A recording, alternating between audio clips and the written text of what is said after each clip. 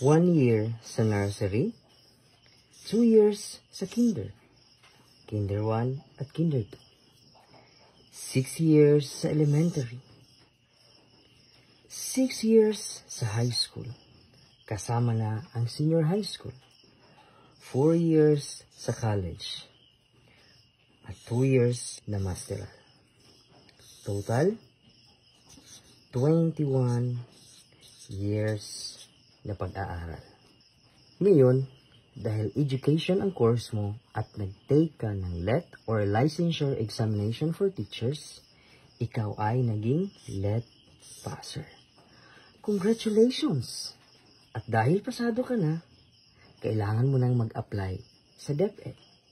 Kaya nagsubmit ka ng Letter of Intent, PDS, PRCID, Certificates, TOR, Diploma, yung papers mo sa masteral.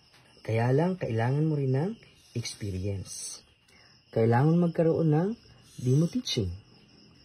Kailangan ka mag-submit ng teacher reflection. At kailangan na umabot ka ng 50 points and above para makapasa ka sa tinatawag na ranking. Ngayon, nakuha mo nga ang 50 points. Kaya lang, wala daw item. Kaya, hindi ka nabigyan ng item. Wala nga bang item? O baka, wala kang backer? Ako'y nagtatanong lang.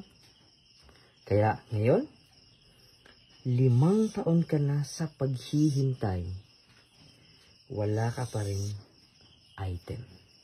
Wala ka pa rin trabaho.